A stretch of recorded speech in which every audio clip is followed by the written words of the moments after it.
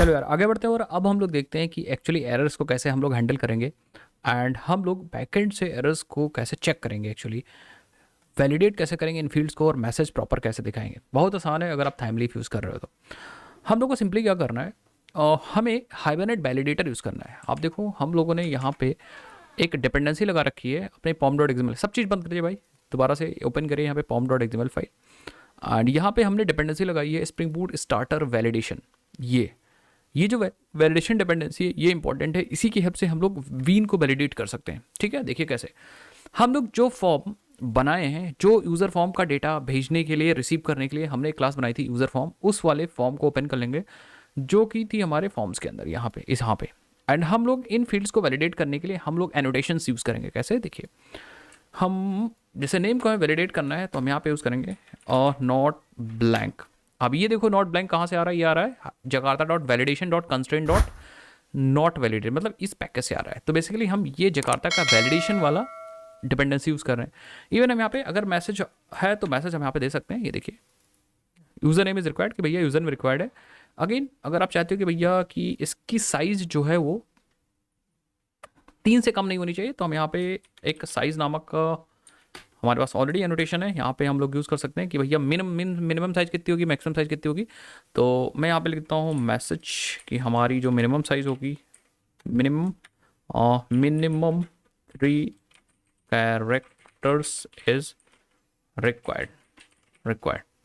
Same आप email के लिए भी आप यहाँ पे दे सकते हो। अच्छा एक चीज़ हमें और देना पड़ेगा 3 कैरेक्टर्स के लिए। सबसे पहले हमें यहाँ पे देना तो पड़ेगा कि भाई मिनिमम हमारे पास 3 कैरेक्टर्स होने चाहिए। ईमेल के लिए हमारे पास एक ईमेल नामक एनोटेशन है एग्जैक्टली एंड हम यहाँ पे मैसेज दे सकते हैं कि invalid email address. Then email के लिए भी आप एग्जैक्टली यूज़ कर सकते हो। इवन अगर आपके पास अगर कोई ईमेल का पैटर्न है तो पैटर्न भी यहाँ पे यूज़ कर सकते हो। रेगुलर एक्सप्रेशन, अगर आपको रेगुलर एक्सप्रेशन नहीं पता क्या होता है तो हमने ऑलरेडी एक लंबी वीडियो रेगुलर एक्सप्रेशन की बना रखी है, उसको जाके आप देख लीजिए, आपको बहुत डिटेल में चीज़ें समझ में आ जाएंगी। सेम पासवर्ड के लिए भी हम यूज़ करेंगे कि पासवर्ड भैया ब्लैंक नहीं होना चाहिए एंड साथ ही साथ में ये इसका जो साइज़ हो वो 6 कैरेक्टर मिनिमम होना ही होना चाहिए, कम से कम 6 कैरेक्टर से ज़्यादा भी हो सकता है, कोई दिक्कत वाली बात नहीं। ओके नेक्स्ट अबाउट भी हम यूज़ करेंगे। अबाउट भी नॉट ब्लैंक नहीं होना चाहिए एंड या फिर अगर आप साइज़ दे रहे हो तो ऑब्वियस ही बात है कि ब्लैंक चेक करने की ज़रूरत नहीं, बट मैं यहाँ पे दिखा दे रहा हूँ, आपकी मर्जी कि ऐसे आप यूज़ कर सकते हो। ब्लैंक नहीं हो जाना चाहिए, about is required and size में मैं मिनिमम या ब्लैंक नहीं होना चाहिए, बस आप कितने वर्ड्स भी लिखो कोई दिक्कत वाली बात नहीं। एंड फ़ोन नंबर एग्जैक्टली हमारा फ़ोन नंबर का जो साइज़ है वो भैया नंबर की तरह होगा ना, मिनिमम कम से कम 8 होना चाहिए और मैक्सिमम कम से कम 12 डिजिट्स होनी चाहिए। और मैसेज में हम लोग लिख देंगे इन वैलिड नंबर या इनवैलिड फ़ोन नंबर। तो आपको इन एनोटेशन से सबसे पहले आपको वैलिडेशंस कर लेने हैं। उसके बाद जब ये वैलिडेशन हो जाएंगे या जो ये वैलिडेशंस आप लगा लोगे, ये एनोटेशंस यूज़ कर लोगे वैलिडेशन के लिए, फिर हमें क्या करना होगा, हमें अपने कंट्रोलर के अंदर आना होगा, यहाँ पे कंट्रोलर पेज कंट्रोलर के अंदर एंड उसी हैंडलर के अंदर आना होगा जहाँ आपको वैलिडेट करना है। और हमें वैलिडेट करना था कुछ यहाँ पे, ठीक है, ये वाला आई थिंक यहाँ पे वैलिडेट करना है। फेच द डेटा फेच हो गया एक बार, देन हमें यहाँ पे वैलिडेशन करना था। तो वैलिडेशन करने के लिए सिंपली जो पूरा डेटा आ रहा है वो हमारे इस यूज़र फॉर्म के अंदर आ रहा है, बस हम अपने इस मॉडल एट्रीब्यूट के पहले आएंगे और यहाँ पे यूज़ कर लेंगे हम वैलिड। ठीक है, लेकिन वैलिड तो हो जाएगा, लेकिन ये कैसे पता चलेगा कि एरर है कि नहीं है, तो उसके लिए हम यहाँ पे एक और ऑब्जेक्ट यूज़ करेंगे जिसका नाम है बाइंडिंग रिजल्ट। ठीक है, our binding result and then हम लोग यहाँ पे एक बार हमारा प्रोसेस हो गया, फॉर्म आ गया, देन हम यहाँ पे चेक कर सकते हैं इफ़ अगर our binding result dot has errors, अगर एरर्स हैं तो हम आगे नहीं जाने देंगे, हम डायरेक्टली यहाँ से रिटर्न कर देंगे अगेन रजिस्टर को, एज सिंपल एज दैट। अगर एरर्स हैं तो हम दोबारा से रिटर्न कर देंगे रजिस्टर, नीचे का कुछ नहीं चलेगा अगर एरर है तो, और अगर एरर नहीं है फिर उस केस में आपका पूरा ये सब चलेगा। इतना वैलिडेशन हो चुका है। अब इस वैलिडेशन जो हो चुका है भाई, अगर एरर है तो रजिस्टर दिखेगा बट ये पूरा एरर लेके जाएगा, और एरर लेके जाएगा तो हम उन एरर्स को अपने रजिस्टर डॉट एचटीएमएल में दिखा सकते हैं। कैसे, एक एक फील्ड पे हम लोग दिखाएंगे एरर्स को। कैसे, देखो भाई सबसे पहले तो हम चलते हैं नेम वाली फील्ड पे ये रही नेम वाली फील्ड। उसके जस्ट नीचे हम लोग एक पैराग्राफ यूज़ करते हैं एंड यहाँ पे कुछ क्लास यूज़ करेंगे। टेक्स्ट रेड यूज़ करते हैं हम लोग 600 एंड यहाँ पे लिख देते हैं ऐसे ही यूज़र इज़ रिक्वायर्ड। देखते हैं पहले ये कैसा लग रहा है जिस पे हमें एरर दिखानी है। तो ये कुछ ऐसा लग रहा है, ठीक है। इस पर हम लोग और कुछ क्लास यूज़ कर सकते हैं, जैसे फॉर एग्जांपल हम लोग हल्का सा पैडिंग वाई यूज़ कर लो 2 का, ठीक है। यस, अब ठीक लग रहा है कुछ हल्का सा। एंड टेक्स्ट से रिलेटेड और प्रॉपर्टी है कोई? टेक्स्ट सेकेंडरी है क्या कुछ ना? फॉन्ट, फॉन्ट से रिलेटेड देखते हैं। फॉन्ट ब्लैक है, एक्स्ट्रा बोल्ड है, प्लेन, थिन यूज़ करते हैं। लेट्स सी भाई थिन में क्या है। हाँ पतला कुछ ऐसा आएगा, बट ठीक है यार। एक चीज़ और देखते हैं। हाँ ये कुछ ऐसा दिखेगा, ठीक है, कोई दिक्कत वाली बात नहीं। हमें थिन नहीं यूज़ करना, हमें नॉर्मल यूज़ करना है। हमें कुछ ऐसा ही एरर दिखना चाहिए स्क्रीन पे। यस ठीक है, यूज़र इज़ रिक्वायर्ड कुछ ऐसा दिखना चाहिए, या नेम इज़ रिक्वायर्ड। यहाँ जो भी एरर है वो आ जाए। अगर नेम है तो नेम इज़ रिक्वायर्ड आए, जो भी एरर है इस पी में आ जाए। ये पी तभी दिखे जब एरर हो हमारी फील्ड पे, ठीक है। तो उसके लिए हम क्या करेंगे, चाहो तो हल्का सा पैडिंग एक्स भी दे सकते हो, पैडिंग एक्स भी दे सकते हो 1 की या 2 की। तो हल्का सा ही अंदर दिखेगा, यस हल्का सा अंदर दिखेगा। एंड 2 मुझे ज़्यादा लग रहा है, 1 ट्राई करते हैं। 1 ठीक है। तो अब हमें यहाँ पे कुछ कंडीशंस लगानी होगी। देखो हमारे पास कुछ एट्रीब्यूट्स हैं इस पी पे लगाने के लिए। सबसे पहले हम एक लगा सकते हैं TH: हैज़ एरर्स, ठीक है। और यहाँ पे हम ये चेक कर सकते हैं कि भैया हमारे पास एरर्स हैं कि नहीं है। हैज़ एरर्स डायरेक्टली आप ऐसे नहीं यूज़ कर सकते हो, हमें क्या करना होगा, हमें यहाँ पे हैज़ एरर के लिए ऑब्वियसली बात है हैज़ एरर को डायरेक्ट नहीं यूज़ कर सकते, बट हमें कुछ ऐसा एट्रीब्यूट चाहिए जो हमें चेक करके बता दे कि नेम वाली फील्ड पे एरर है कि नहीं है। तो हम लगाएंगे इफ़। क्या चेक करना ना कि है कि नहीं है, तो हम लगाएंगे इफ़ के लिए TH: इफ़ लगा सकते हो, या डेटा TH इफ़ लगा सकते हो, ठीक है। फिर हम यूज़ करेंगे यहाँ पे एक्सप्रेशन के लिए डॉलर यूज़ कर रहे हैं। उसके बाद हम यहाँ यूज़ करेंगे एक वेरिएबल है, और वेरिएबल को एक्सेस करने के लिए फील्ड हम लोग डायरेक्टली हैज़ यूज़ करते हैं। तो हम फील्ड्स डॉट, और यहाँ पे हम लोग यूज़ करेंगे हैज़ एरर्स, और हम अपनी फील्ड यहाँ पास कर देंगे जो कि हमारी नेम वाली फील्ड। अब ये एक्सप्रेशन जब सॉल्व होगा तो ये हमें ट्रू फॉल्स दे देगा कि भैया इस नेम वाली फील्ड पे एरर है कि नहीं एरर है, ठीक है। तो इसी याद रखिएगा ये हमारी फील्ड्स है। तो इसको ध्यान से देख लीजिए, हैश लिखा है, फिर फील्ड्स लिखा है, देन हैज़ एरर मेथड है, देन हमने नेम पास किया। तो इस ऑब्जेक्ट पे ये मेथड कॉल होगा और वो चेक करेगा नेम वाली फील्ड पे एरर है कि नहीं है। अगर एरर है तो ट्रू दे देगा और ये वाला पी दिख जाएगा आपका, ठीक है। अब हमें मैसेज भी दिखाना है, तो मैसेज दिखाने के लिए हम एग्जैक्टली यूज़ करेंगे डेटा TH टेक्स्ट, और अगेन हम यहाँ पे यूज़ करेंगे, बट अब हमें यहाँ पे दिखाना है मैसेज। तो जितने मैसेज है सब दिखाने हैं। तो टेक्स्ट से तो सिंगल मैसेज दिखेगा, तो हम यहाँ पे यूज़ करेंगे एरर्स, जितने भी एरर्स होंगे वो हम दिखाएंगे। एंड हमारे पास वो फील्ड का नाम पास करना है, तो हम स्टार यूज़ करेंगे एंड यहाँ पे नेम पास कर देंगे बस। अब ये क्या करेगा, जितने भी एरर्स होंगे सब दिखा देगा। अब डायरेक्टली प्रॉपर्टी के नाम मैंने इसलिए पास किया क्योंकि ऑब्जेक्ट मैंने ऊपर ले रखा है यूज़र फॉर्म का, ऑब्जेक्ट हमने अपने फॉर्म में ले रखा है यूज़र फॉर्म का, तो इसलिए हम नेम प्रॉपर्टी डायरेक्टली स्टार से एक्सेस कर लेंगे। अब ये सबसे तगड़ी चीज़ है, ये क्या करेगा, जितनी भी एरर्स होंगे वो सब दिखा देगा, 1 एरर 2 एरर 3 एरर सब दिखा देगा। मैं कहूँगा सेव, एंड बस हमारा काम हो चुका, ठीक है। जैसे फॉर एग्जांपल अगर हम यहाँ पे आते हैं और अगर हम ब्लैंक डेटा पास कर दें, तो हमारे पास ये जो क्लाइंट साइड वैलिडेशन, इसको हम लोग ज़रा पहले हटाते हैं।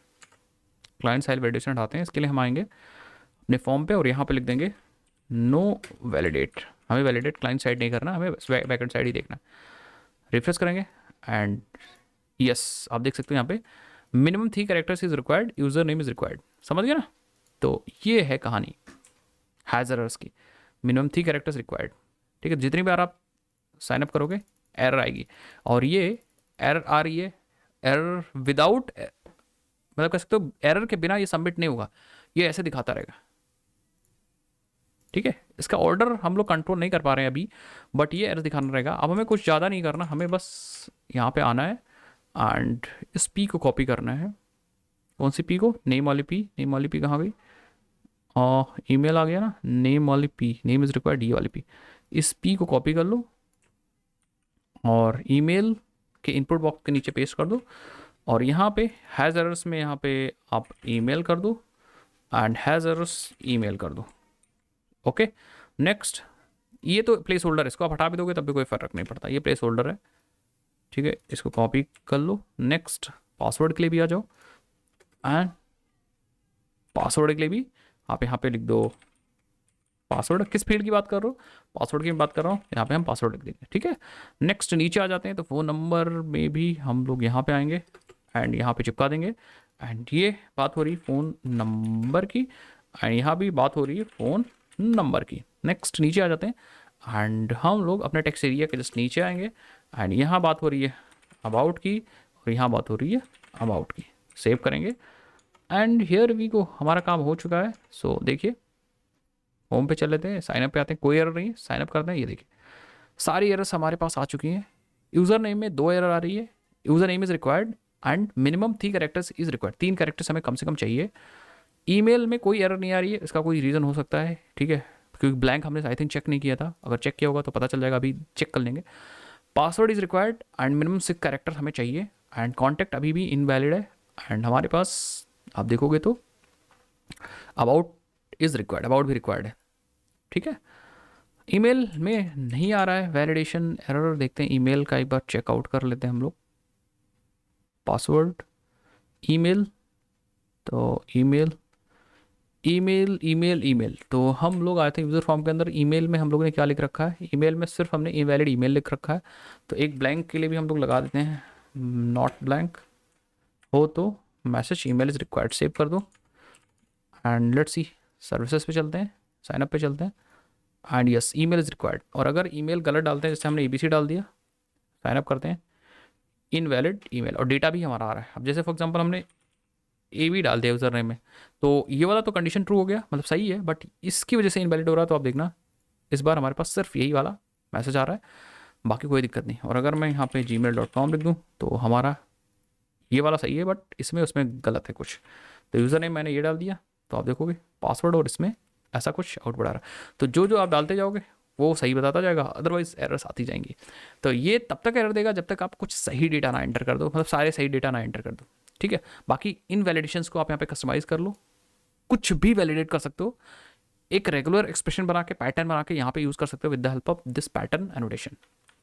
सपोज आपको एक ईमेल का खतरनाक पैटर्न बनाना है, तो आप यहाँ पे ईमेल पे आ जाओ, एक पैटर्न बना लो, नेट से कॉपी कर लो और पैटर्न नामक ये एनोटेशन यूज़ कर लो और अपना पैटर्न पास कर दो यहाँ पे। That's it. ठीक है, बट अभी हम लोग पैटर्न तो यूज़ नहीं कर रहे हैं, simple basic email validation use कर रहे हैं। ठीक है, सो दैट्स इट। वैलिडेशन के लिए बस आपको इतना ही करना है। कुछ चीज़ें इंपॉर्टेंट है वैलिडेशन के लिए कि आपको ये एनोटेशंस लगाने हैं जिस फॉर्म को भी आप वैलिडेट कर रहे हो। उसके बाद कंट्रोलर के अंदर आपको वैलिड एनोटेशन यूज़ करना है अपने यूज़र फॉर्म के अंदर, जो आप जिसके अंदर आप फॉर्म डेटा रिसीव कर रहे हो। उसके बाद आपको एक ऑब्जेक्ट लेना है बाइंडिंग रिजल्ट, ये बताता है कि आपके जो डेटा मिल रहा है उसके अंदर कुछ एरर है कि नहीं है।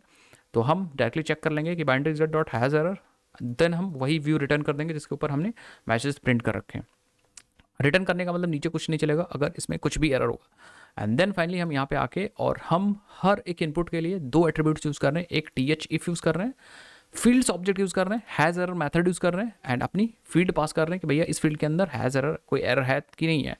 अगर एरर है तो एरर्स नामक एक एट्रीब्यूट है जो थैमरिफ का है, सिंपली हम यूज़ कर रहे हैं, अपनी फील्ड पास कर देना, हैज़ एरर जितनी एरर्स होंगे सब दिखा देगा।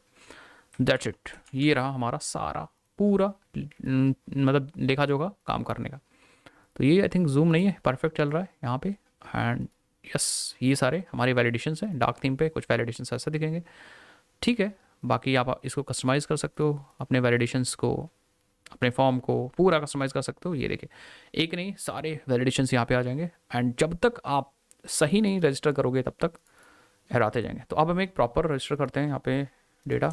हम कहेंगे एक Ashutosh Pandey, then Ashutosh @gmail.com, then contact number, and then this is testing user, and then finally हम लोग साइन अप करते हैं। ठीक है, आपका यूज़र सक्सेसफुली रजिस्टर हो चुका है और एरर्स जा चुकी है। दोबारा से करोगे तो एरर्स आ जाएंगे। अब हमारा ये परफेक्टली फॉर्म चल रहा है, कोई दिक्कत वाली बात नहीं है। ठीक है, ये बटन इसलिए रीसेट हो चुकी है कि अगर आप यहाँ पर कुछ डालते हो, रीसेट करते हो तो रीसेट तो हो जाएगा, बट ये बटन का जो कलर इसलिए बदल गया है क्योंकि हम लोगों ने गलती से इसका टाइप रीसेट कर दिया। गलती से नहीं, जानबूझ के किया था, तो रीसेट पे ये अप्लाई नहीं हो रहा। अगर हम इसको हटा देते हैं तो पता नहीं ये चलने लगेगा। यस, देख सकते हो। ठीक है, क्या ये रीसेट काम करेगा? नहीं, ये रीसेट नहीं काम कर रहा है। ठीक है, तो हमें टाइप्स का रीसेट ही रखना है। टाइप इसका अभी के लिए रीसेट रखना है, बाद में हम देख लेंगे कैसे इसका हम लोग को कलर वगैरह मैनेज करना है। बाद में हम लोग देख लेंगे इसका कलर एक्चुअली रीसेट हो गया तो इसलिए क्यों नहीं चल रहा है, वो हम लोग नेक्स्ट किसी वीडियोस के अंदर देख लेंगे। ओके, सो आई होप आपको मजा आया होगा। ये साइन अप पूरा प्रोसेस हमारा कंप्लीट हो चुका, पूरा मॉड्यूल कंप्लीट हो चुका। नेक्स्ट वीडियोस के अंदर हम लोग देखेंगे कैसे लॉगिन करना है एंड स्प्रिंग सिक्योरिटी का लेटेस्ट वर्जन कैसे हम लोग कवर अप करेंगे, वो सब चीज़ हम लोग नेक्स्ट वीडियोस के अंदर देखेंगे। अगर आपको वीडियोस अच्छी लग रही है तो चैनल को सब्सक्राइब करना मत भूलिएगा, सपोर्ट करोगे तभी मैं वीडियोस आपके लिए ला पाऊंगा। मिलते हैं नेक्स्ट वीडियोस के अंदर। और हाँ, अगर पूरी सीरीज कवर अप कर रहे हो तो कमेंट सेक्शन में ज़रूर बताना मत भूलिएगा। साथ ही साथ में आप यस लिखना कमेंट सेक्शन में मत भूलिएगा। मिलते हैं नेक्स्ट वीडियोस के अंदर। लिंक नीचे दे दी है मैंने, सोर्स कोड की भी लिंक दे दी है और पूरे प्लेलिस्ट की लिंक भी दे दी है। आप अपने हिसाब से एक्सेस कर लो, बुकमार्क कर लो। मैं तो कहूँगा डायरेक्टली बनाओ प्रोजेक्ट हमारे साथ। The best learning is by creating things. अगर आप क्रिएट कर रहे हो तब आपको अच्छी और लर्निंग सीखने को मिलेगी। बाय बाय, जय हिंद, जय भारत।